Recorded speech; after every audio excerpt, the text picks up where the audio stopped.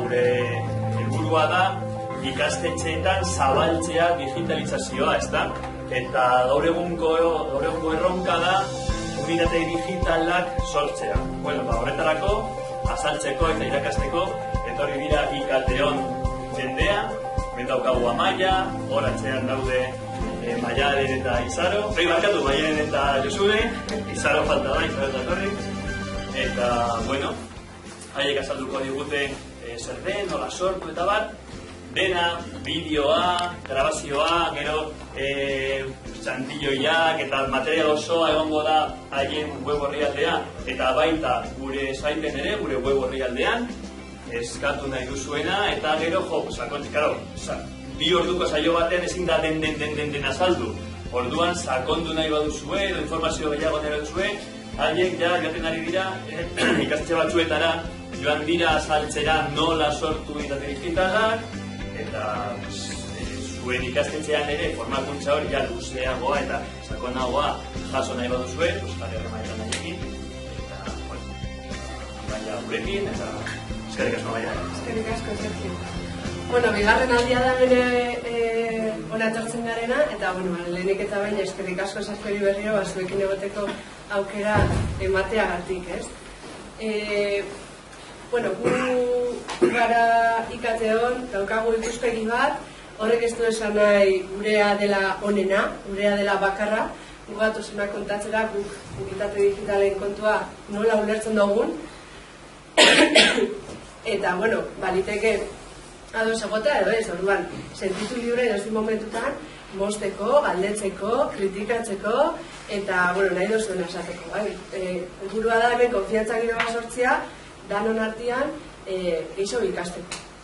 Orduan, eta astu baino lehen, zaurrekoan astu jaten, hor daukozue hashtaka letra BGU digitalak, berri gazteiz unitate digitalak, eta nahi badazue txilokatu, sentitu libre bai, ziberespazio hortan ere nahi duzuenak komentatzen. Nire izen Amaia da, Sergiok esan duen moduan, ni berez petianaz, irakasleanaz, magisteritza ikasi nago, baina, ikaten munduan sartu nintzen da, hor, ez dakit, enkandilatu edo maite mindu nintzen mundu honekin, eta, hortan nabil, ez? Jakin dizun bakarrik. Formazioa bi ordutxe daukogu, eta, hau izango da egitura. Hau, Susanak adibidez ezagutzen dauz, Susana mendialdeara joaten gara, eta gure informazio guztietan eskema bera jarraitzen dugu. Lehenengo, planteatzen dugu galderatxo batzuk, gaizan inguruan, berotzeko, gaia girotzeko, jakiteko zuek zein dan zuen abia puntua, eta horren arabera moldatzeko gero esango dugu guztia. Markatu baino eskerreko kristalria. Gero, datoz, azalpena eta praktikatzeko denbora, gu saiatzen gare beti, azalpenak alik eta laburrenak itzen, eta praktika alik eta luziena.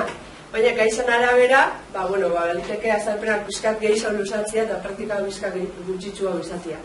Gaurko saioan, saiatuko naz, azalpenak oso laburrak edo behintzat laburtsuak izaten, eta zuei egiteko denbora ematen, ez azkenian lehitzen ikasten da. Zalantzak argitu jartzen dugu ben erdizan, baina edozein momentutan esan dutzu dago bezala, moztu lasai eta galdetu nahi dozu. Gero bukaeran hausnartzeko denboratxo bat hartuko dugu, batez egindakoa partekatzeko, partekatzen asko ikasten dugulako, gainera zentro desberdinetakoak izan da, esperientzia desberdinak, ikuspuntu desberdinak oso interesgarria da. Eta gero, azkenian, da eskoletan etxen dugun gauza bat, da eskolako ikategi da liburua, hausnarketetan ataratako ondorio eta galdera eta zera guzti horrek, itxen duguna da dokumentu baten bildu. Eta dokumentu hori izten dugu zuen esku, edozein momentutan kontsultatzeko eta ganarako. Azkenian, horizetan bega apuntatzen dugu, baina horrizak galditzen die, busti, erre, edo zer, orduan, beti daukogu dokumentu hori hor nahi dugunean kontsultatzeko, bale? Orduan, beste barik, hasiko gare. Hasiko gare galderekin, eta, hasieran, igual, pentsatzen jatzue, pixkat unitate digitalen kontzeptutik pixkat urrutitxo geratzen dien alderak izan daitezkela adibidez lehenengo, ez? Baina hasierako azalpenak izango die pixkat danok hizkuntza bera hitz egiteko, bai? Gaitasun digitala esaten dugunean, hizkuntza bera edo ulermen bera, kontzeptu bera edukitzeko, bai? Orduan, lehenengo galdera da, nolako izan behar da 21. mendeko eskola zuen ustez?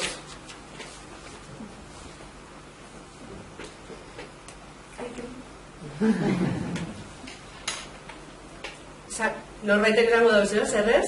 Ez tozu espero, ezer, 21. mendeko eskola buruz.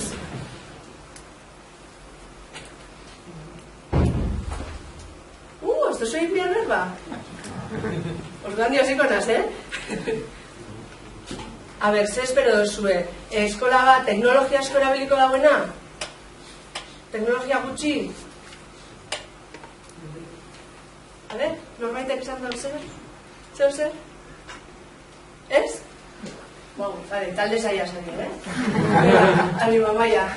Vale, zer da gaitasun digitala? Honi buruz bai, ez? Ikate dinamizan zailo. Zuentzat zer da ikate gaitasun digitala?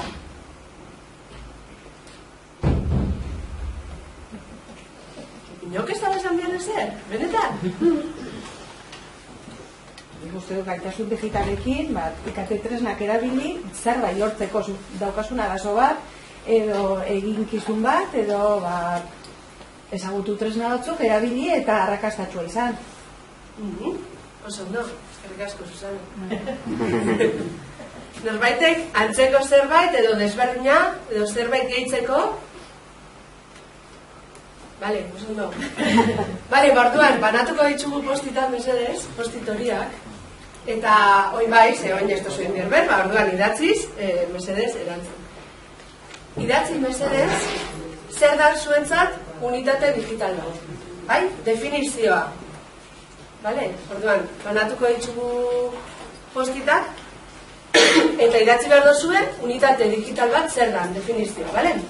3 minutu, 2 minutu, pentsatzen joaten garen bitartean postitak banatuko ditugu. Bale, orduan, etziatzean, edo nahi dozuen. Bale?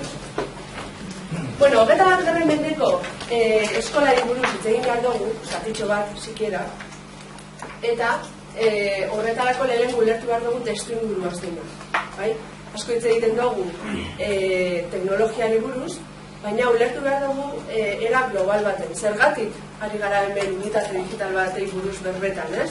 Zergatik sortu nahi ditugu, sortu behar ditugu unitate digital, zergatik digitalizazioa, ez? Bueno, aldaketa momentu bat bizi dugulako. Orduan, nik azaldu beharrean, azalduko dutzu Jenis Roca, da arkeologo bat, ontsa entzungo duzuen, eta da, 4 minututxoko bideo bat, bale?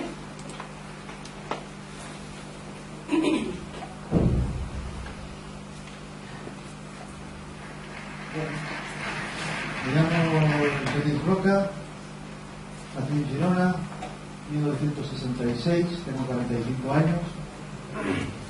Mejor que no hagamos comentarios sobre esto. Estudié arqueología, soy arqueólogo, he excavado barcos romanos, he excavado pueblos ibéricos, he excavado necrópolis medievales y me especialicé en paleolítico inferior. Es una carrera con muchas salidas, no hay nadie que haga paleolítico inferior y dude de la capacidad de salidas profesionales que puede tener esto. De compañeros en todos los sectores y aprendí perfectamente que una tecnología es relevante en la medida que esa tecnología es capaz de alterar la manera en cómo alimentas a los tuyos, en la manera como esa tecnología influye en tu capacidad de sobrevivir. Tecnologías relevantes a lo largo de la historia ha habido muy pocas. Y quiero argumentar que estamos ante un momento en que ha aparecido una tecnología disruptiva, histórica, con H mayúscula, que va a provocar cambios relevantes en lo social, en lo productivo y en todos los ámbitos de la sociedad. Estamos ante un momento histórico, sin ningún tipo de duda. Esto de las redes sociales y la cultura digital y todo esto tiene barrios, matices, colores en los que es una auténtica cicada y tiene una base real de cambio histórico muy relevante. Vamos a ver. Una tecnología es relevante en la medida que altera el sistema productivo. y de tecnologías capaces de alterar el sistema productivo ha habido muy pocas. Cada vez que una tecnología ha modificado el sistema productivo, eso ha tenido consecuencias relevantes en modelos sociales. Por ejemplo, cuando la humanidad fue capaz de desarrollar tecnología lítica y coger un trozo de piedra y tallarlo para darle forma de punta de flecha, aprendimos a cazar a distancia. Cazar a distancia mejora la supervivencia de la especie. Matar a 10 metros no es lo mismo que matar cuerpo a cuerpo. Es bastante significativo. La aparición de la tecnología lítica hizo aparecer la distribución de trabajo. Había gente que era más eficaz haciendo útiles de piedra, había gente que era más eficaz cazando. Y aparece la distribución de trabajo. Poca broma. Más tarde aparece la tecnología para la domesticación de las especies y todo lo que implica agricultura y ganadería. Poca broma. Esa tecnología comportó el paso de nómada a sedentario.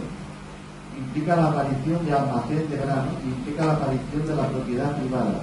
Poca broma. Tecnologías con fuerte impacto en el sistema productivo que tienen fuerte impacto en maneras de organizar el trabajo, y en maneras de organizar el espacio y en maneras de organizar la sociedad. Aparece la industrialización y aparece el fenómeno de las ciudades, el éxodo rural y todo lo que implica. Aparece la electricidad y el hecho digital es una tecnología disruptiva en el sistema productivo. Después de la aparición de lo digital, la manera de ser competitivo y de ser eficaz no va a ser la misma. Y después de la tecnología digital, como ha pasado siempre a lo largo de la historia, los modelos sociales y los modelos de distribución de trabajo y los modelos de negocio, y qué es beneficio, qué es pérdida, qué es margen, qué es rediseño del proceso, va a ser profundamente transformado. No tengo ninguna duda de que estamos ante una tecnología disruptiva en la historia de la humanidad. Y eso no es la anécdota del Facebook, es que el hecho digital ha venido aquí para transformar muchas cosas. Hay otra característica, que es que hasta ahora en la historia de la humanidad había habido una segunda línea evolutiva, que era la tecnología asociada a los sistemas de transmisión de conocimiento. Los sistemas de transmisión de conocimiento que empiezan por el jeroglífico, siguen por la escritura, avanzan con la imprenta, aparece la transmisión de audio, aparece el cine y el vídeo. Esa historia de sistemas de transmisión de conocimiento también se ha visto profundamente transformada por el hecho digital. El hecho digital ha alterado el sistema productivo y ha alterado los sistemas de transmisión de conocimiento. Es la primera vez en la historia de la humanidad en que una misma tecnología altera a la vez las dos cadenas básicas de producción del hombre. Sistemas de producción y sistemas de transmisión de conocimiento alterados a la vez por una misma tecnología. Nada va a ser igual. Esto va muy en serio. Intento argumentar que estamos ante un cambio histórico y que cambios históricos para un arqueólogo solo ha habido 5 o 6 en la historia de la humanidad. Estos cambios en la transmisión de...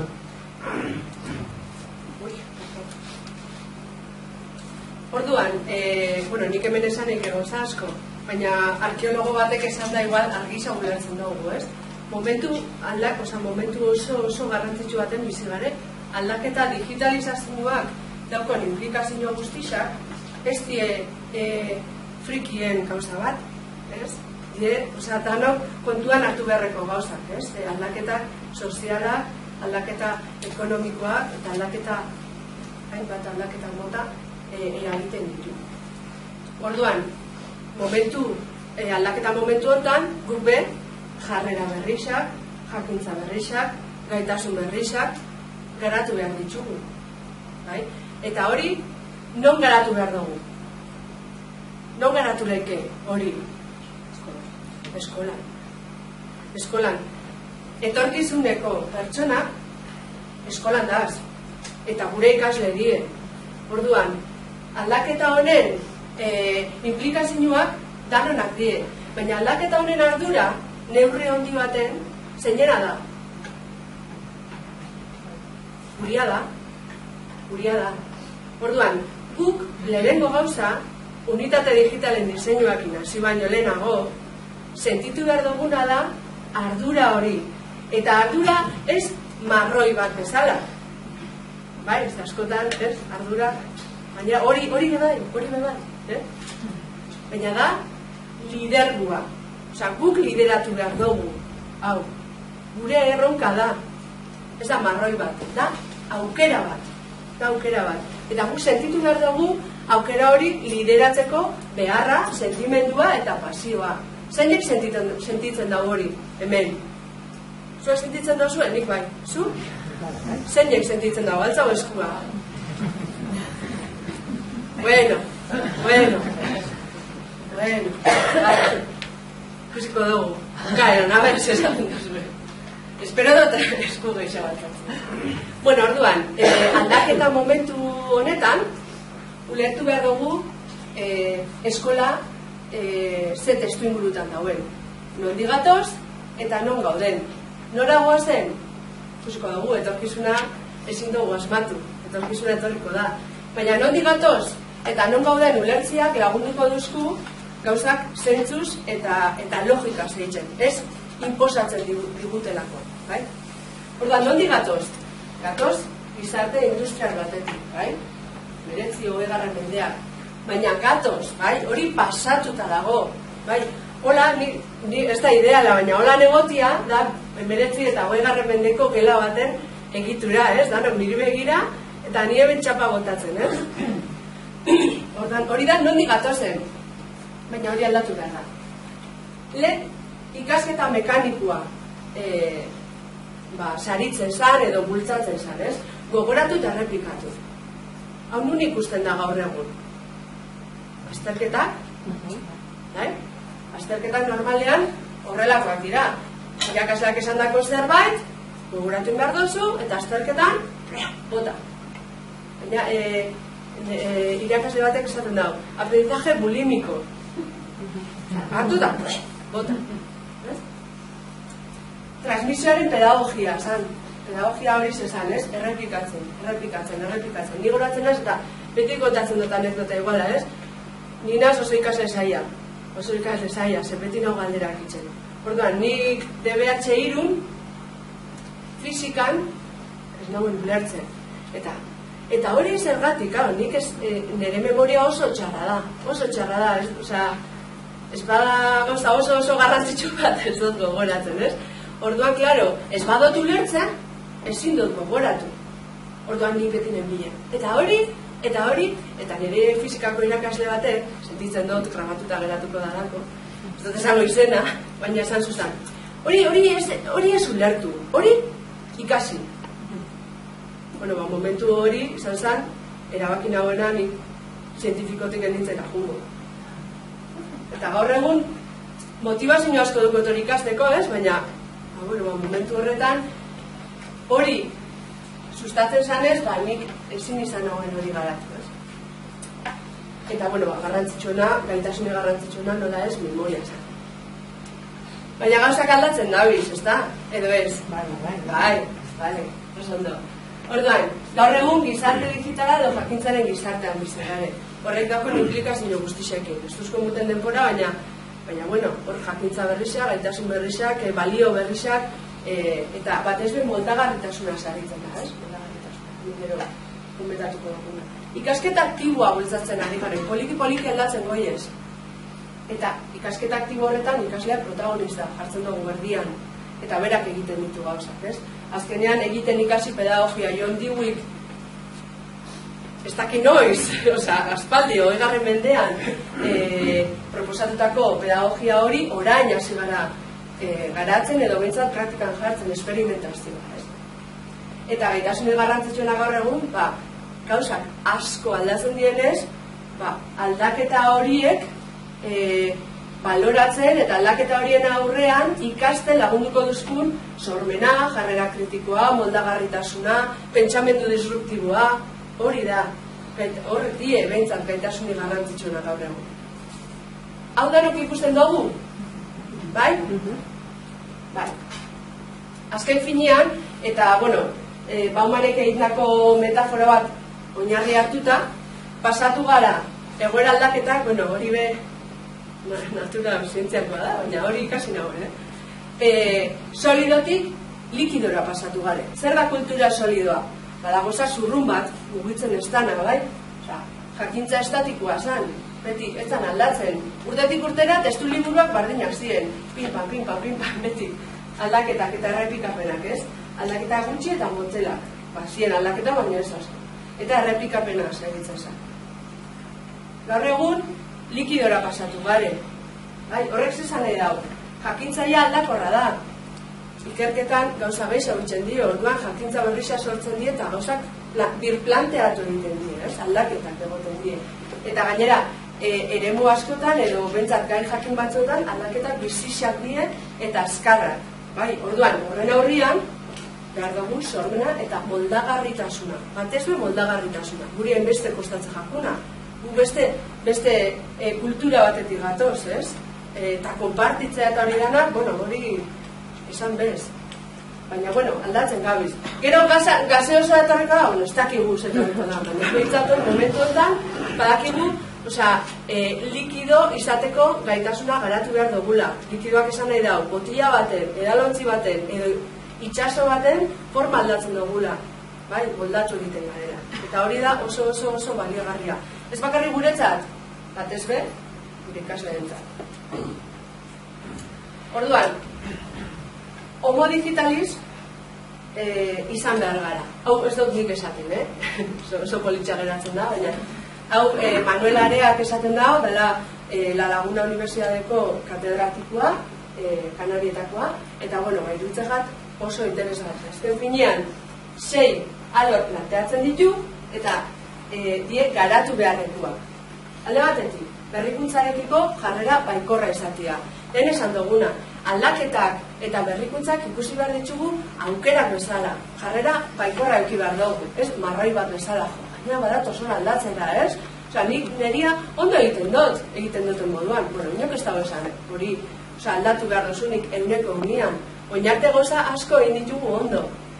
Ez da, 180 irraduko bira bat eman behar dugunik, baina moldatu egin behar gara, Bi, informazio baliagarria eta nabarmena bilatzen jakin behar dugu. Lehen informazio askoz begutxe usauen, baina gaur egun, Audiren anuntzio batek sortutako kontzeptu oso garrantzitsu bat, ere ustez da, infoxikazioa. Zundo zuen? Ez? Anuntzio bat zen, Audin anuntzio bat. Baina, esatezan, infoxikazioa da azkenean, intoxikazio hori, hainbeste informazio daukagu, ez dakigula, hito egiten garela, ez? Homo digitaliz hori garatzeko, jakin behar dugu informazio baliagarria eta nabarmena bereizten eta bilatzen. Hori da oso garrantzitsua gaur egun, gaitasun oso garrantzitsua. Beste bat, bilatutako informazio hori aztertzen jakin behar dugu, jarrera kritikoa egin behar dugu. Eta hori ikasle batzuek zero patatero, eta putako batzuk bai, kosta gutxe jaku. Ikaslei eskatzen diegunean lan bat egiteko, zer egiten dute? Kopiar pegar, exactamente, kopiar pegar, eta putako batzuk bai. Putako batzuk bai. Ez dugu esango hemen, ez? Baina, nik esango da. Orduan, karo, jakin behar dugu, irakurri, jarrera kritikoa, konparatu, alderatu, gara, beste informazio da honean, ematen dut denak balio duela, baina ez da hola, ez? Laugarren puntua, hainbat egoeratan adierazten eta komunikatzen jakitea. Komunikazioak, digitalizazioa buruz hitz egiten dugu askotan, ez? Baina, atzian, komunikazioa dau. Komunikazioa da azken finean, zehar lerrorik garrantzitsuena. Komunikatzeko erak aldatu die gaur egun. Askoz be hobeto, askoz be hobeto ez, askoz be gehiago komunikatzen gare. Hobeto ez dakit, baina saiatu behar gara. Orain, lehen komunikatzeko modu bakarra zauen, edo idatziz, edo hauz. Baina orain, beste modu asko daude, gauzak adierazteko. Eta guk jakin behar dugu modu guzti hori, edo betza gure ikasleek jakin beharko lukete hainbat modutan komunikatzen. Bosgarren puntua, Manuel Areak komentatzen dagoena da, taldean modu kolaboratiboan lan egitea. Eta hori, eskola askotan ja sartuta dago ikakai metodologia, eta hor kriston lan egin da, ez? Baina nik uste dut, merezi dagoela hemen jartzia, azkenean bizi dugun testuinguru hontan, bizi garen gizarte hontan, elkarrekin lan itxiak indarra guten duzkulako. Eta bi buruk, pentsatzen dabe bateko, hori oso logikoa da, ez? Baina, batzutan astutxera.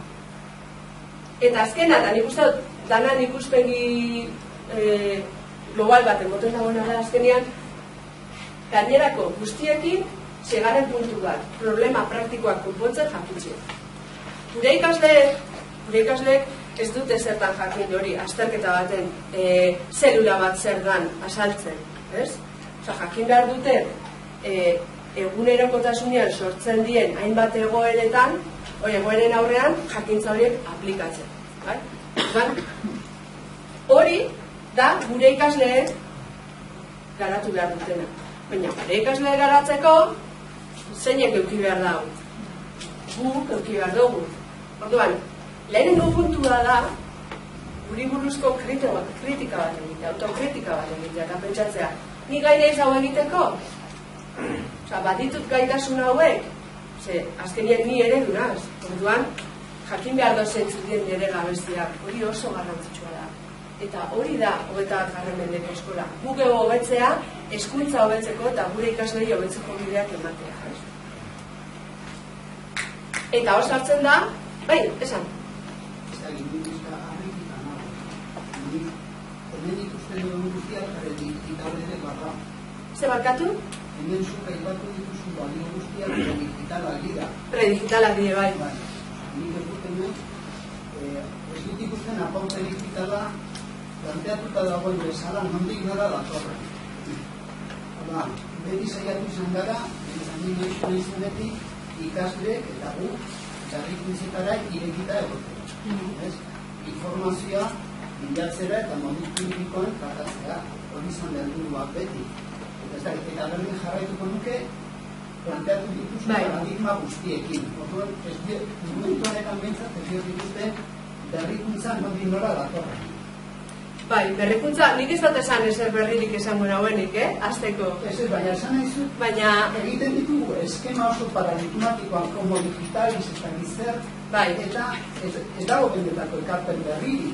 Eta gero ematen du, aldaketa izugarriak ezarri behar ditugula, eta nik ez dut ikusten zergatik desmontatu behar dugun agian ondo egiten ari garena. Ez, eta precisamente, esan dute, ondo egiten dugun gauza asko dauz, gertatzen dena da, zelan da zure izena barkatu? Joseba. Gertatzen dena da askotan, gaitasun digitalari buruz hitz egiten dugunean, askotan, klik bat egiten dugu, eta jartzen dugu fokua teknologia. Orduan, nire asmoa horrekin guztiakin zer da. Gaitasun digitala, eta ja destripatu behar da, gaitasun digitalan atzian, hau dauela. Gaitasun digitala lantziak ez dago esan nahi tresnak lantzia. Ona ideia honekin ez horri basarie, sentitzen dut, baina ez da hori. Orduan, unitate digital bat ulertzeko, ulertu behar dugu, ongo digitaliz edo jarri hemen gaitasun digitala. Gaitasun digitalan atzian, hau dauela. Hori da berrikuntza. Berrikuntza da apurtzia ikuspegi teknizista batekin. Eta ikustia gaitasun digitala prisma teknopedagogiko batekin. Hori da berrikuntza. Eta igual da batzuentzat oso begibistakua. Zara edot, nik ulertzen hau, gaitasun digitala gauza bada eta besta gauza da, betidanik eukidogun hori jarraitu behar dauela. Baina zer gertatzen da eskola batzutan? Digitalizazioan pentsatzen dauenean, ikusten daue, hemendik at dauen gauza badala. Eta gauza badala, unitate digital bat itxea, eta beste gauza bada, modu kolaboratiboan lan egitea. Eta gauza badala, tresna digitalak erabiltzea, eta beste gauza badala, jarrera kritikoa garatzea. Ulertzen dozu pixkan dundin noian? Orduan, saionen helburua da, eta hortara guaz orain, gaitasun digitala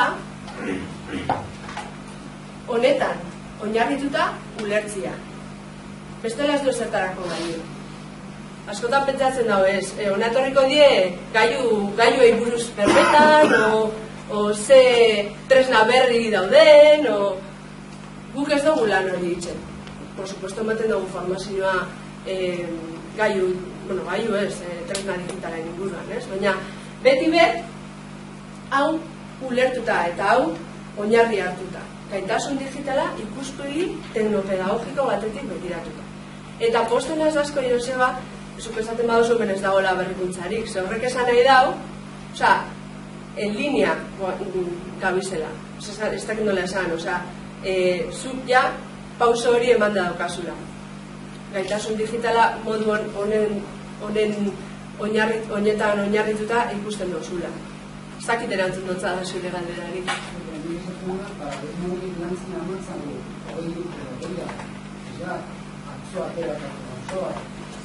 Ez da atzo ateratako gozat, baina lantzen da eskola guztietan?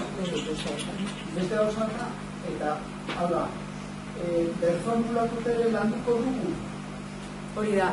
Ez dago galdera, hau buruan irakasle asko izan dugu, eta baina duela urte asko. Nik horrela lan egiten ikusi dut duela horretan manitetan. Benetan zorionak, zorionak ze nik eskola askotan ez dut hori ikusi. Ez dakit eta zorioneko azu, benetan. Baina errealitatea da, askotan ez dela hori praktikan jartzen. Eta datorrenean digitalizazioa bezalako gauza disruptibo bat, ez da kontuan hartzen hau. Fokoa jartzen da teknifikazioan. Eta hori oso pobrea da. Ez? Ez dakit. Joango gara aurreratzen eta ikusten baduzu zuk esan lasai, ni oso pozik dago zuk egindako aportazio horrekin. Gaitasunean zentratuko gara. Orduan, hau da, raetik ateratako, zati bat bentsat, hemendik aurrera, raetik ateratako definizioa, eta aurreko saio batean, pertsona batek egindako aportazioa. Orduan, gaitasuna testuinguru zehatz batean, zerbait egiteko edo gai batean eskuhartzeko trebetasuna, trebezia, ahalmena edo egokitasuna da. Horrela ulertzen dugu dano? Gaitasuna? Aportazio horik edo igual matizten bat edo zerbait aldatu diteke. Ez?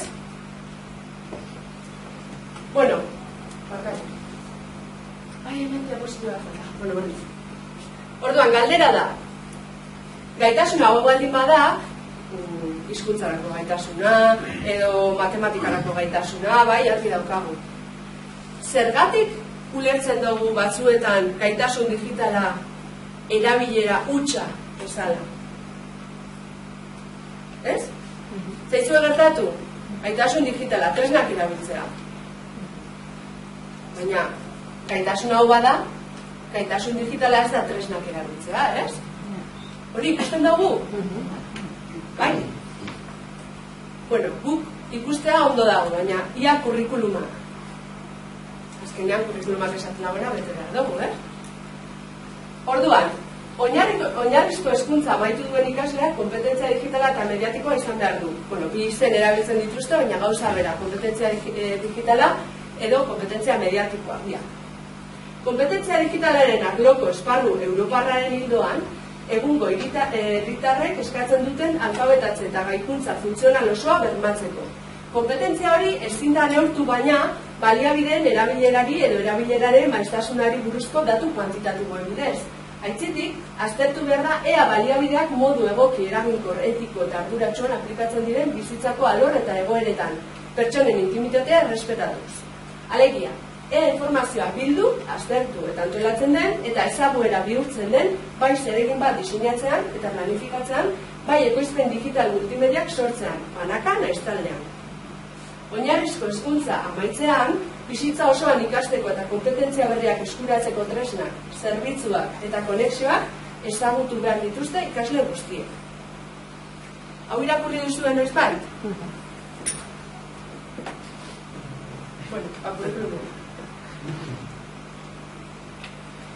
Orduan, hemendik, hiru gauza azpimarratzeko.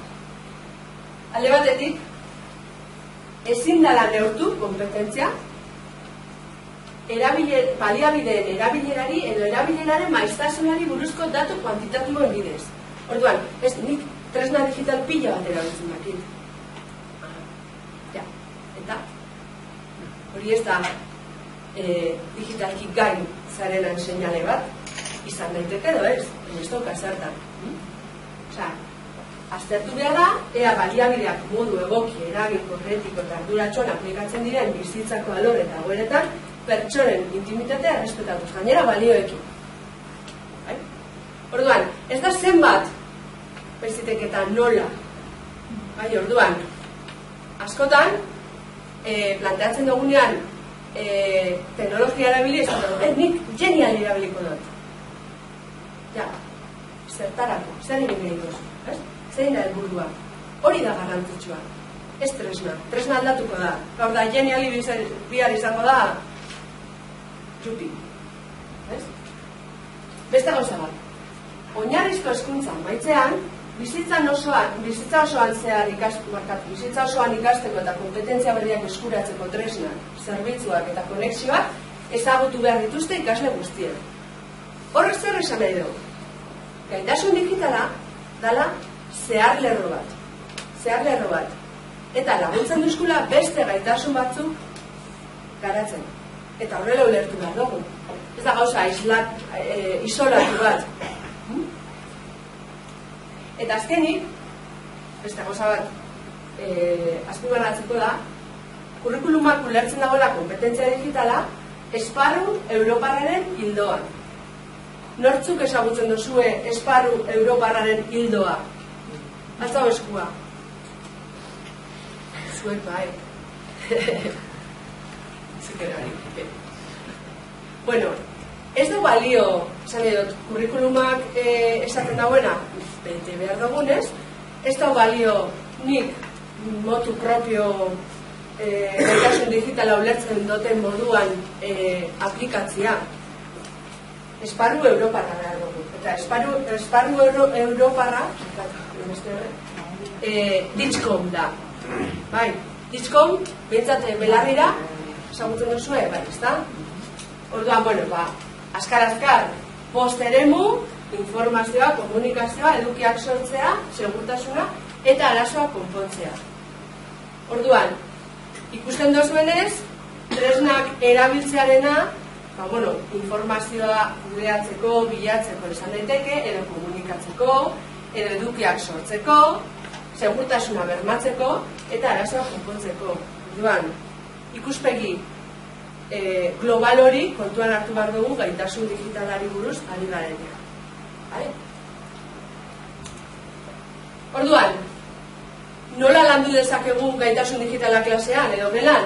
Bueno, izan daiteke, aukera bada ikaten bidez jasotakoa ikastea, hori da, liburu digitalak, PDF-ak, aurkezpenak, hemen ez dago aldaketarik, por mucho que ez dago aldaketarik, berdin ikasten dugu, ez dago aldaketa pedagogikorik, edo ikaten bidez ikertzen ikasten.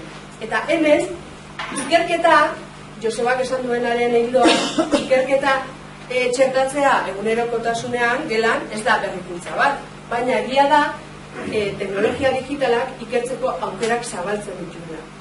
Orduan, da bozgorailu bat bezala. Eta hor zerie, erronkak, problemak, proiektuak, hau ezagutzen dugu. Enkuestak, planifikazioak, learning, portfolio, robotika, hainbat izen eduki daiteke, arazoetan oinarritzako metodologia edo esan nahi dut, ezaguna da.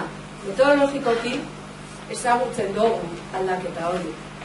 Baina hartu behar dugu teknologia digitala bi modutan. Edo metodologia horren bozgorailu moduan, edo aldaketa metodologiko hori bideratzeko aitzaki bezala. Bi modutan hartu dezakegu teknologia. Baina ez ordenagaiak sartu behar direlako. Hori ez da kontua. Orduan, tabagoaz, zeia, usatu inaz. Zer da unitate digital bat? Manuel Areak, esaten du, jarduera deitzen dutza, eta da azken finean, teknologiaren erabilera oinarri hartuta, beste helburu batzuk lortzeko jarduera, unitate, proiektu, erronka, deitu nahi duzu biztan. Baina hori da. Orduan, fokoa, oinarria bada teknologia, erabiltzen dugulako, baina fokoa beste helburu batzuetan dago. Manuelarekin jarraituz, azkenean, zer bermatu behar da unitate digital batean? Ditxkomeko 3 eremu, gutxienez. Bosta badia eskoz bebeto, baina 3 gutxienez. Informazioa, komunikazioa eta edukiak sortzea. Orduan, informazioa bilatu eta aztertu behar dugu, sarean eduki digitala sortu behar ditugu, eta sarean komunikatu eta elkarrera egin behar dugu. Hori da, unitate digital batek bete beharreko 3 baldintza.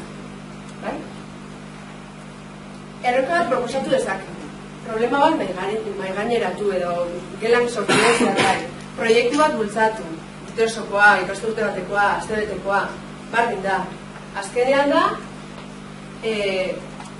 da hori, teknologia oinarri hartu, beste gauza batzuko ditu. Hori da. Eta zer egin dezakegu, nola egin dezakegu hau? Bueno, badauz idalerro batzuk, galdera batzuk egin behar batzuk gure munduari. Azkenean, zer mailatarako eta zer ikasgareko jarduera edo unitate digitala izango da. Zein da abiapuntua, erronka bat, proiektu bat, arazo bat, problema bat? Zer gaitasun landuko ditu, baina gaitasun, zehar gaitasunak, edo zehar kompetentziak, eta disiplina barruko kompetentziak. Ez gara ari gaitasun digitalari buruz, hemen ez behintzat. Aparte, pentsatu behar dugu. Zer eremu landuko dugu? 3 gutxienez landu beharko genituzke. Informazioa, komunikazioa eta edukiak sortzea. Baina baliteke segurtasuna eta arazoak konpontzea ere barne hartzea.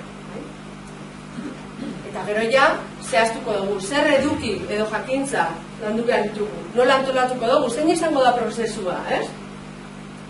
Eta behitu nola heldu garen, ze tresna digital erabiliko dugu. Onarte ez dugu hitz egin tresnei buruz. Hitz egin dugu diseinuari buruz, pedagogiari buruz, helburuen buruz, gaitasunei buruz. Eta hemen ja, dena zehaztu ostean esango du, bale. Eta hartutako erabakietan oinarrituta ze tresna komeni zaiteke. Eta orduan, irtengo dien tresnak izango die koherenteak eta ez konkazador.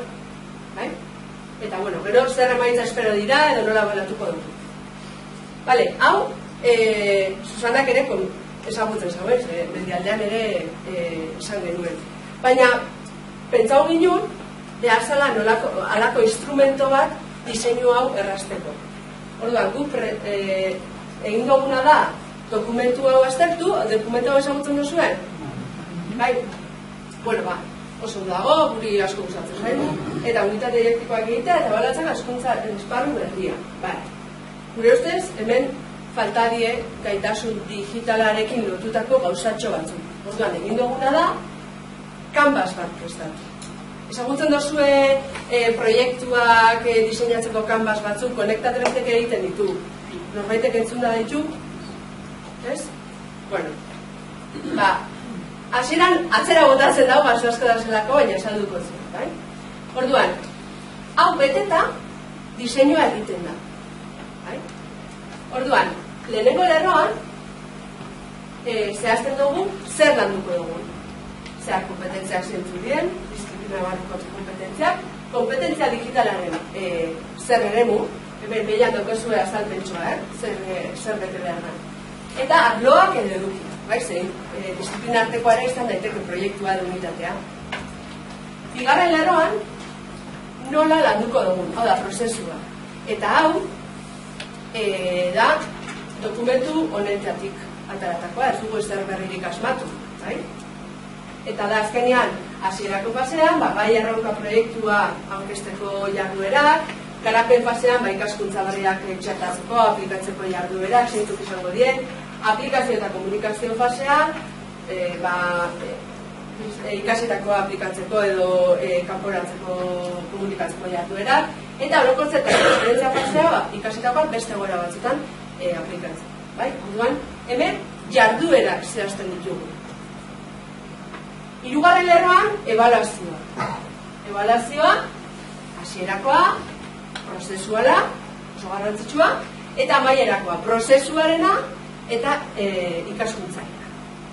Eta hemen ere sartu dugu difusioa, ze unitate digitaletan kanporatzen behar dugu, konpartitzen behar dugu, sarean, orduan hau ere ebalatzeko modu bat izan daiteke, ez? Kanpora begira jartzen duzunean zerbait, kanpokoek baloratzen dute.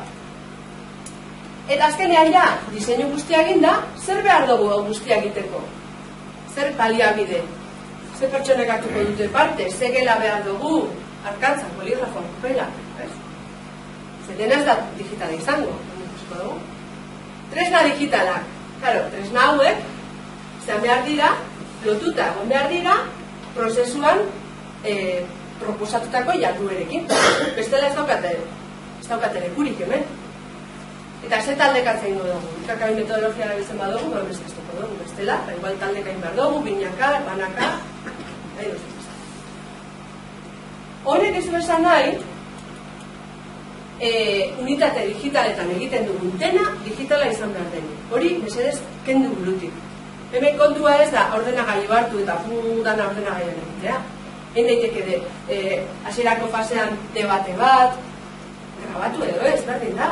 Eta gero hemen debate horren ondorioak hartu eta jarri Padlet batean edo, esan nahi dut, ez pentsatu jarduera guztiak digitalak izan behar dutene. Kutsu digitala izan behar du, gaitasun digitala landu behar dugulako. Eta hori, informazioa, komunikazioa eta edukiak sortzea bermatu behar direlako. Baina ez da dena digitala. Ez da dena digitala. Orduan, orain, jarriko gara taldetan. Badauz gela batzuk hartuta, jarriko gara taldetan, lusatu inazapur bat.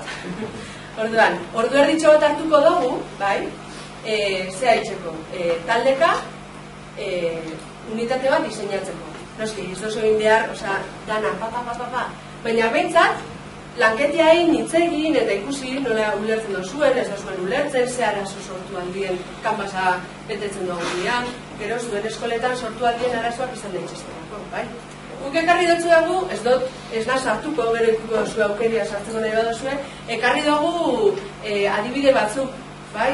Orduan, aurre hezkuntzako bat, lehen hezkuntzako bat, eta derrigorrezko bigarren hezkuntzako bat. Aurre hezkuntzan ekarri dut metealdeako ideia, ze oso polita irutxo jaten, eta da, eurek pentsatu daue, gelan, ataratako aurre hezkuntzako bosturteko gelan emozioekin izaten den gatazka oinarri hartuta, problema bat hartuta, emozioak lantzea. Horretarako emoziotegi digital bat entxea.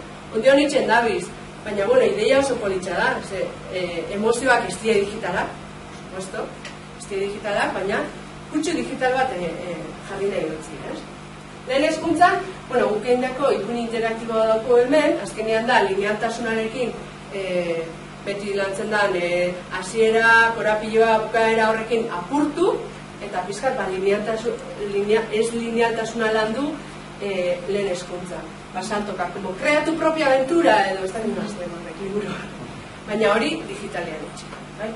Eta gero, derrigorezko bigarren hezkuntzan, egin duguna da, dokumen proposamen bat, dala DBH-koek mentorizazio bat egitea LH-ko 5. mailarekin, 6. mailarekin, sare sozialen erabileraren inguruan. Balioak landu, errespetua, hori da, normal lantzen dozu DBH-en eta lantzen dozu LH.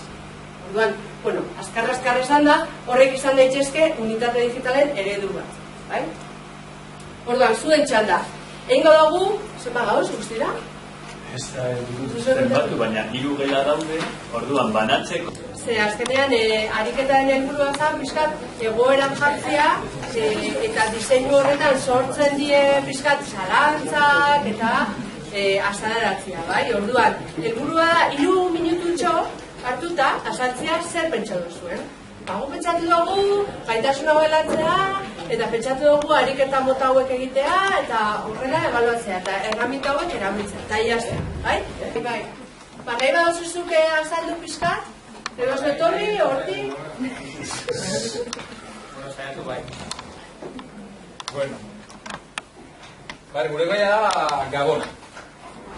Hasierako galdera da nola ospatzen ditugun Gabonak eta hasi gara orain garaia dela eta kompetentziak, zer kompetentziak zintzuk izango diren, aprender a convivir, aprender a ser, gero baruko kompetentziak, lingüistika, matematika, digitala eta soziala batez ere, eta gero digitalak, beraz, nola ikertu, ikertuko dugu nola ospatzen ditugun bai familian, bai ikastetxean bertan, Gero sortuko ditugu agian konkurtsoren bat, bideoren bat, antzerkiren bat, bai? Eta gero ze arloak, historia, ekonomia, errezetasuna, musika, plastika, gizarte zientziak, bai, hor, liatu gara, bizkat, bai, erronka, bueno, hasierako fasea eta, bai, prozesua. Hori da, proiektua da eta galdera, nola ospatzen ditugun, beraz, nori datorren alentzeroa, nori dator Papa Noel, ez dakiten gorria eta ez da berdea, nola ospatzen diren gabonak ez dakit non, bueno. Eta gero batez ere orain zen ikusten ari garen, bai? Koloniak, ez dakit zer, Coca-Cola, polvoron, turron, bueno. Garapen fasea. Bueno, iragakia sortu behar ditugu, guk egin ditugun lanak, bizkat zabaltzeko, bai? Agian sosketaren bat antolatuko dugu, gabonetako azokaren bat, bueno, horrelako ekintzak. Hordan, hori nola baita antolatu, bai, klasetan eta, bueno, basilanean. Gero, aplikazio eta komunikazio fasea, hori guztia zabaldu, bai, musika tailerretan eta gizarte edo plastikako edo teknologiako ikasgaietan asilanean, bai? Eta gero, batez ere, azkenengo zutabean, bai, horretan. Orokortze eta transferentzia fasean, izango zen azkenean debateren bat, bakoitzatak talde batek landu ditu komunikazioa eta egin du sosketaren bat edo iragarkiren bat, ez da, edo sortu izan du, ez dakit, opariren bat, bai? Bat erosiliarrean, sortu behar izan zuen, opariren bat. Bueno, horretan debate bat, bai? Nola ospatzen ditugun eta nola ospatu beharko genituzke, bai? Eta transferentzia izango zen, guk nola egiten ditugun, eta hemendik aurrera agian nola egin nahi ditugun. Adibidez, urte-betetxeak nola ospatzen ditugu klasetan. Bueno, norbaitek betetzen ditu urteak eta, ez dakite, karameloak ekarri edo, ez dakite, erosi eta zabaldu. Bueno, hori egin beharrean agian, debatean sortzen da, egin behar dugula zeo zer, edo un amigo invisible, edo auskalo zer, baina gauza da, zer egin dugun, nola egiten dugun, eta agian hemendik aurrera nola ospatu nahi ditugun, bai gabonak, edo bai urtebetetxeak, eta, orduan, hasierako ebaluazioa izango zen, nola ospatzen ditugun, amaierako ebaluazioa, hemendik aurrera, agian nola ospatu nahi ditugu. Ez dakit gabonak edo, baina agian gauza txikiak bai? Eta prozesuan, ikasai bakoitzak edo irakasai bakoitzak sortu beharko luke rubrikaren bat, musika arloan, lantzen baditu erritmoak eta abestiak eta olentzeroa edo Angels Carol, horrelako rubrikaren bat sortu, bai? Eta difusioa, hori, ez dakit, auzoan egiten baduzu, zabaltzen baduzu berria, antzerkia bat egin duzula, auzoan jarri, bai? Azoka bat egiten baldin baduzu, familiaretan zabaldu, nola bai? Eta gero, baldin baduzu Twitterra, YouTube, egiten baduzu bideo bat, YouTuberen eskegi edo horrelako gauzak, bai? Eta gero, ja azkenengo bekoa ez dugu egin. Bueno, asko egin dozue. Asko egin dozue. Bueno, atxalo bat,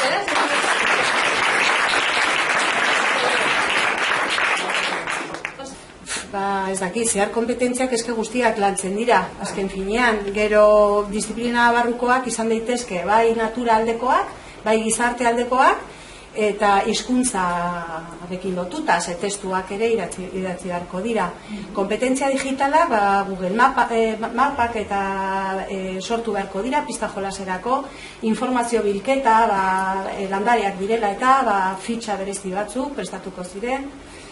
Eta orduan, hasieran aurrezagupenak igual nola gogoratzen dute parke hori, gero bertara jun, ezagutu, aztertu, landarei buruz, animaliei buruz, altzariak daudela, bankuak edo ze zerbitzu dituen, komunak, kolumpioak eta hori dena. Garapen fasea, planoa egin, informazioa bildu, zailkatu eta fitxak egin, adibidez landareak eta gauza horiei buruz, norabideak landu, iparra egoa eta hori dena, eta pista prestatu. Galdetegi baten bitartez eta ibilbide bat ere prestatu behar dute. Aplikazioa, bada, konbidatu beste gela bat eta hasi pista jolasa egiten.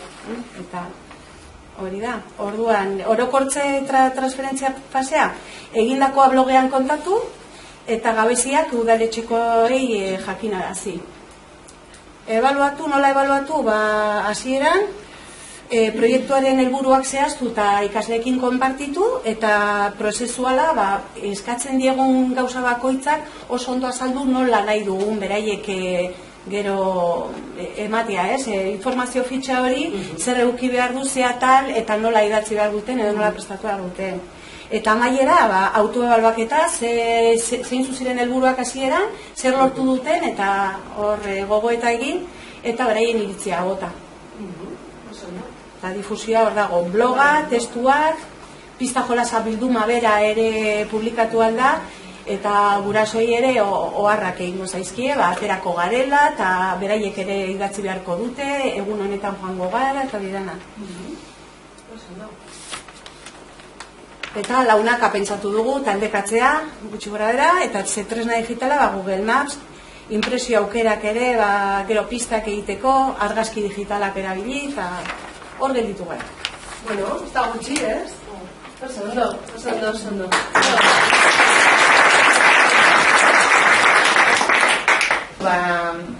Gu ere laugarren mailarako pentsatu dugu egitea, laugarren maila, hirugarren zikloa, eta gure helburua izango litzateke munduko errezeten bilduma bat egitea. Orduan, zehar kompetentzietan 5 jarri ditugu, eta disiplina barruko kompetentzietarako, hizkuntzarako kompetentzia, matematikakoa, zientziatakoa bebai, teknologiarako kompetentzia, eta gizarterako eta herritartasunarako kompetentzia, printzipioz ikasle ezberdina ditugulako, leku ezberdinetakoa, eta orduan hizkuntza ezberdinetan egitea pentsatu dugu. Kompetentzia digitala, lehen hor 3 eremu ikusten jartzen direla, informazioa bilatu eta aztertu, komunikazio digitala bai, eta gero sarean, helburu izango litzateke blogean igo, sortutako bideoak, orduan sarean edukiak sortu ere. Osea, rezetak bideoekin. Bai, helburu izango litzateke errezeta horiek egitea klasean, eta gero bideoak sortu, editatu eta YouTubera igo. Arloak bi orokorrak hizkuntzan, instrukzio testua lantzeko, eta matematiketan neurriak. Orduan, hasierako fasean, egingo genuke munduko errezeten bilduma bat egin eta argitaratu, eta gero hori errezetak bertan, eskolan bertan egin, eta dastatu noski. Garapen fasean etxetik edo internetetik, printzipioz etxetik ekarritako errezetak eta internetetik jasotakoak aztertuko genituzke dela, testu beraren egitura landuko genuke, eta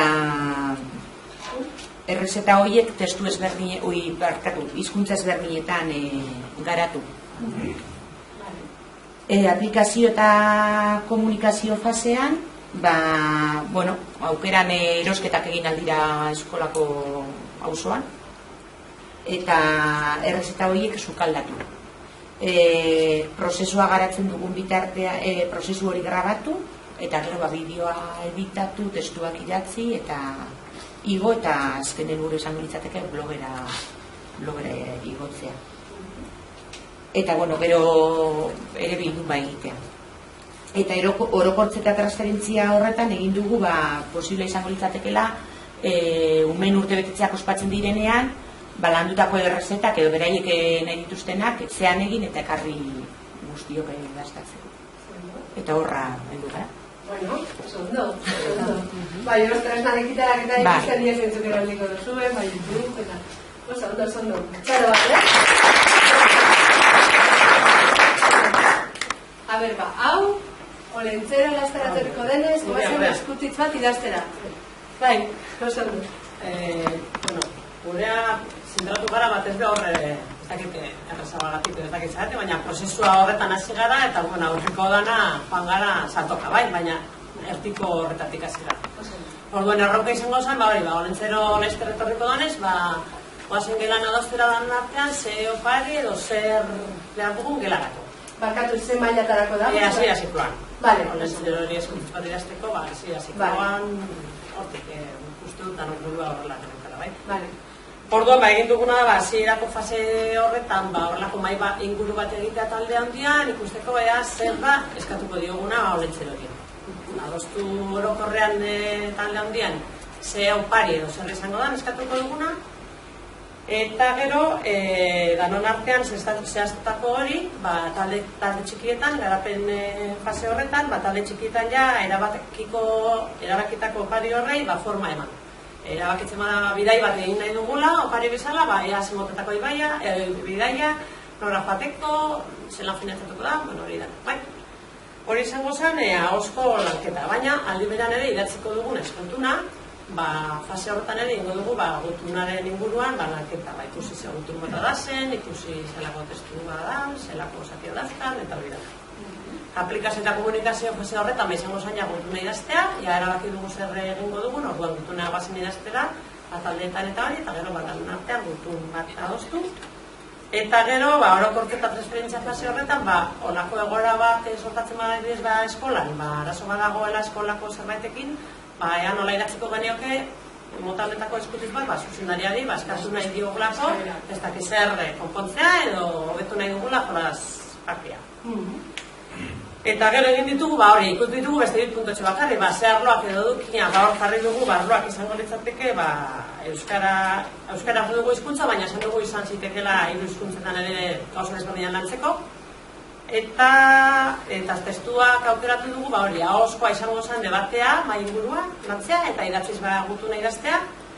Eta arte hezkuntzan ere, eskutitz horri ere marrazkia jarriko genuke, orduan arte hezkuntzat ere sartuko genuke bertan. Eta gero beste puntutxo bakarri zehaztu dugun izan da taldekatzea, izango zela bai talde txikitan eta talde handietan egiteko lana. Eta beste dana, ez dugu entutu bezari, penaz.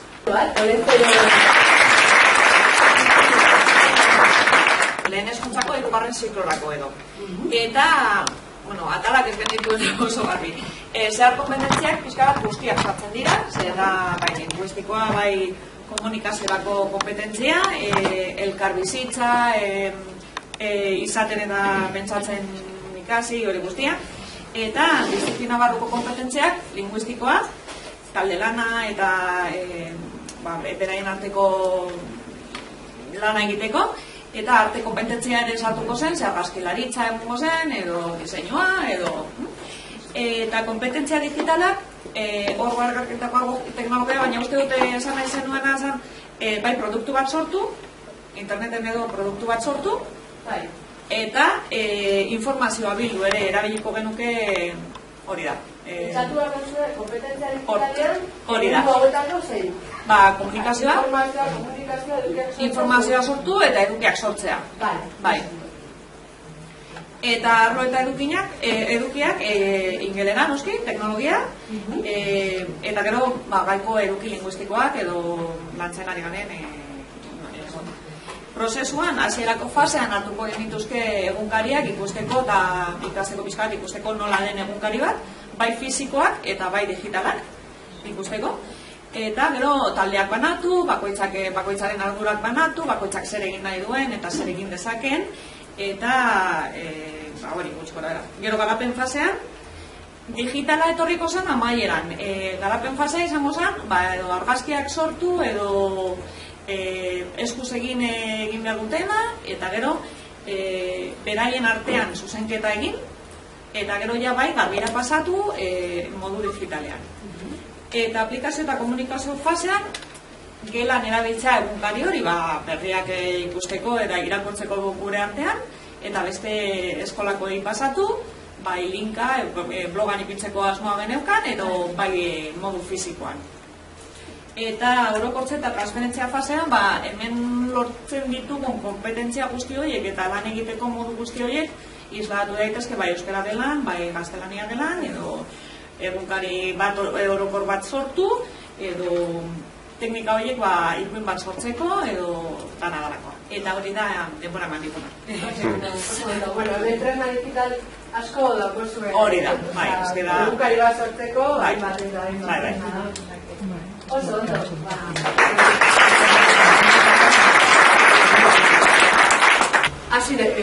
zuek ez duzue kontatzen, ezta? Hasi zuek kontatzen. Eta bilatuko da zuen... Bueno, gu eztabaidan egin gara eta kontzertu zaigu pizkatxo bat ere hasta honekin, ez? Baina planteatu duguna da zango baten planifikazioa. Helatzeko 3. ziklorako. Zar kompetentziak, bueno, guztiak ditzen topatzen, baina... Zibila bat dukoa digitala, matematika, lingüistikoa, soziala. Kompetentzia digitalak ere informazioa, sormena eta komunikazioa, eta arloak eta dukia gara mapak, aukiari informazioa, rekontua, aragua, eta gero hasi gehitu gara horazidako fase batean, erabakiak hartzen, lehenengo idei izan jara bat eta gero jasken Ideia horta. Zein falta da komentatzeko? Zuena, animo. Bueno, gure taldean zaila egiten zitzaigun azkera esmatzen zerbait, egin dugun izan da kontatu ja ikastetxe batean landuta genukana. Orduan, guri, edo bintzat, pertsona hori egerzago egin zaio aztea prozesua ataletik. Orduan, arazo bat zegoenik edo egonda ikastetxan edo heldu zaigu ikastetxan zen kanpoko ekintzetan ikaslek ez zutela parte hartzen. Gurasoek antolatzen zituzten, irakasleek ere auskoaren bidez proposamen batzu egiten zituzten, baina ikasleek ez dutela esan egiten. Horren aurrean, orduan, irakasle hori horretan zertuta zegoen irakasle batek helduarazi zigun kezkatuta zudela eta egin nahi zuten enkesta bat maila guztietan eta galdetzeko denbora librea ea zertan erabiltzen zuten, ondo erabiltzen zuten ala ez. Orduan, abia puntu hortatik, inkesta hori egiteko asmoa aurrera eramateko asmoa eta gero garapen hortik abiatuta, gero garapen fase izango zen datua jasota tabulara tegu, grafikak atera, gero parametro estadistikoa landu, matematikaren ikuspegitik. Gero, hori dena taldeka bilduta, gero beraiek egindako azterketa edo analizia aurkeztuko zieten beste ikaslei, gero eztabaida bat sortuko zen bakoitzaren ikuspegia azalduta, era modu kritiko batean, proposamenak egingo zituzten, hobetzeko asmoaekin, eta gero hori generalizatuko genuke beste egoera estadistiko batzuetara, beste egoera batzuetara estadistikoki aztertzea, ez? Orduan, hortik abiatuta gero errez egin zaigu zehar kompetentzia zeintzuk izango ziren ikustea eta talde lan egiteakoan, hori gero ahozko aurkezpen egiterakoan, bestea, eta horan ez. Gero disiplina barruko kompetentzia, matematika eta estadistika, eta gero parteide batek esan du gizarte eta herritartasuneko kompetentziaren landu aldaitaikela historiaren edo gizartearen ikasgaiatik, ikusi du lotu daitekela errez, ikusteko denbora zehar, ikusita denbora zehar, denbora libre nola joan den evoluzionatzen eta aldatzen. Orduan hori, lotura hori ere agartu da. Eta kompetentzia digitalen aldetik, informazioa jasotzeko beharra, analizatzeko beharra, eta gero publiko egiteko edo komunikatzeko beharra. Eta gero ebaluazio kontuetan, tarteko ebaluazioetan, ebaluazio puntualak egiten goziren, imprimazioen bidez, adidez, Google Apps-eko aplikazioak erabiltzen ditugu. Beraiek ikasteko momentuan aber nola ari diren bere ganatzen lantzen ari diren kontzeptuak eta bar, eta prozedurak ez, taulak, grafikoak eta bar, ari diren ondo bere ganatzen eta ez. Gero autoebaluazioa ere ahozkoaren egingo zen, hori gehien bat irakasleak, baina gero beraiek autoebaluazioa ere eta autoebaluazioa egingo zuten azkeneko emaitz horren nota edo kalifikazio hori beraien artean banatzen. Oso interesgarria analizia eta gainera Google Apps-eko aplikazioak erraz ikusten dira horren artean.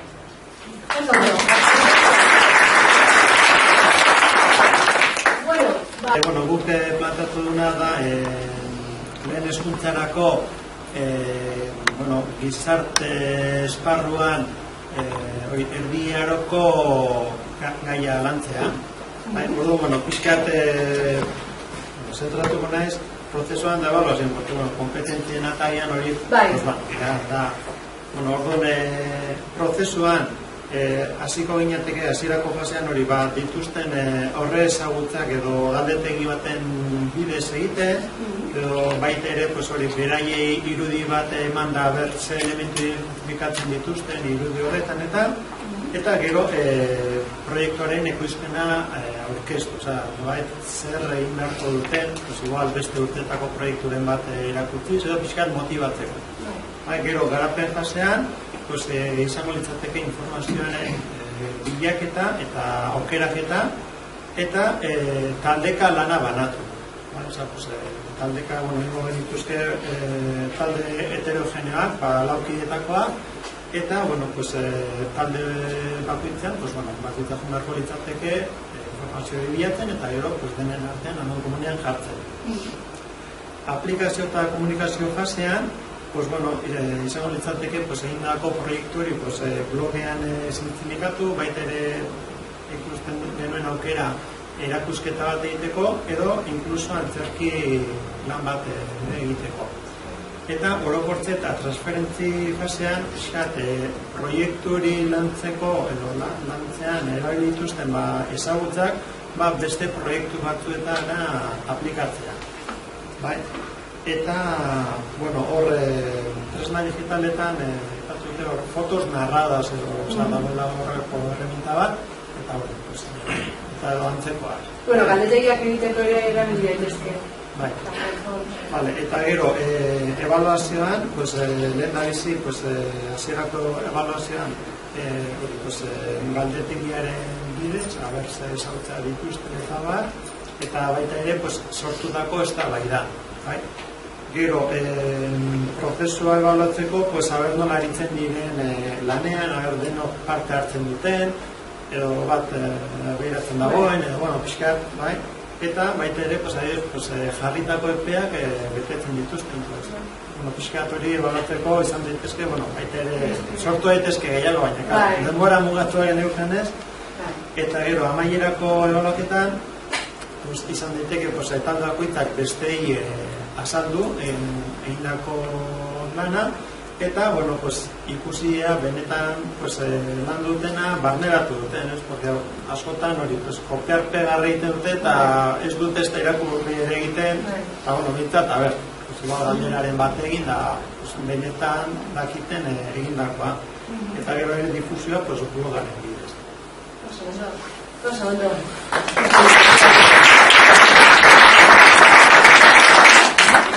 Bueno, 4 minutu. Maizki da zuen bi gehiago, bakarrik gauza bat. Oso deigarria da, beti olako ariketak itxen ditugunean, ez dela urteten egunerakotasunean daukogun gauza bat. Eta die, azterketa. Inok ez dau planteatu azterketaren proiektu hauetan. Hori, nik uste da seinale hona dela, zer peskat txipaldaketa eitzen gabiz.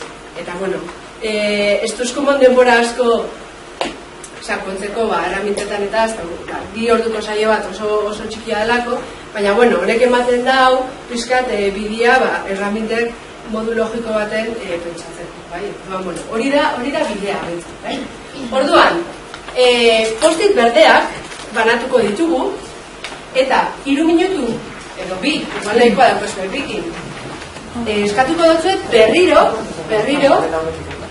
definitzeko zer dan unitate digital da.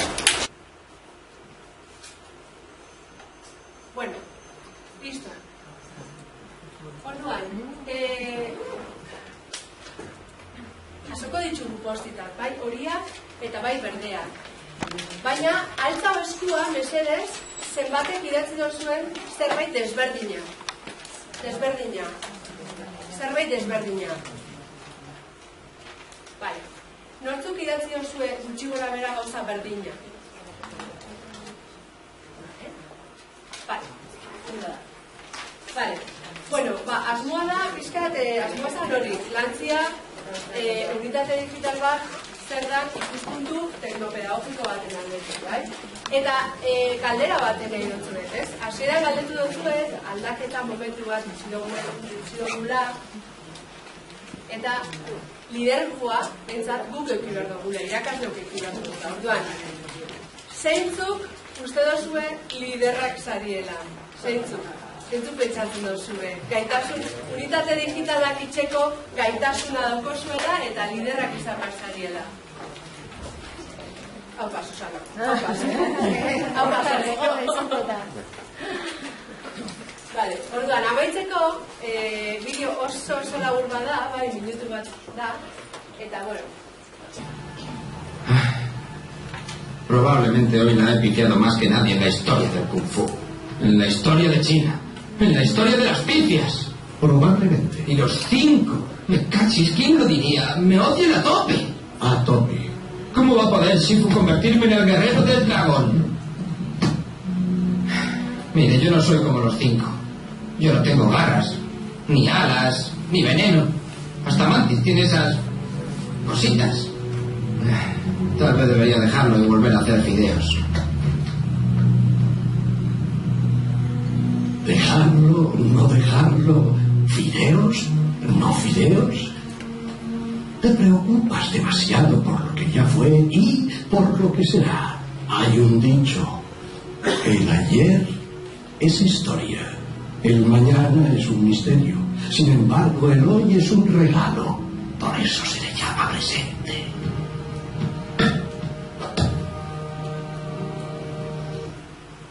Bueno, oso bide lagun bada. Honekin zer esan nahi dutzu? Bueno, gauza asko egin ditugu oinarte, eta ez ditugu gaizki egin. Baina aldaketa momentu hau opari bada. Gauza berrizak, ez da, beste modu baten lan itxeko aukera dago. Orduan, baloratu egin behar dugu, opari hori, eta jarrera baikor hori lan du, ez? Orduan, hemendik, nahi dutzu dugu pixkat animatu, gauzak beste modu baten itxera bultzatu, nola bai? Eta, bueno, behar baduzue gure laguntza, gu prest, eta oso pozik lagunko dutzu bideo horretan. Orduan, baldin bauzue galdera bat, o komentario bat, o edo zer gauza, detu duzue.